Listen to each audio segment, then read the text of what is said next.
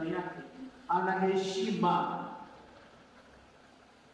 Heshima. Ukiwa una heshima, utajiheshimu mwenyewe kwanza.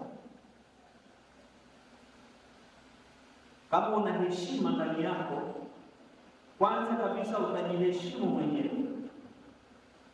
Ukiweza kujiheshimu mwenyewe, utawaheshimu na wengine. Kama huna heshima, hata wewe mwenyewe huwezi kujiheshimu na wala huwezi kuwaheshimu hata watu wengine. Mwenye heshima atajiheshimu mwenyewe, alafu atawaheshimu na watu wengine. Akiweza kuwaheshimu na watu wengine, atakuwa mtu mwenye utu na kutunza utu na kuheshimu utu wa mtu mwingine. Ataheshimu utu wa mtu mwingine. Ukiweza kuheshimu utu wa mtu mwingine, utakuwa mwenye ubinadamu.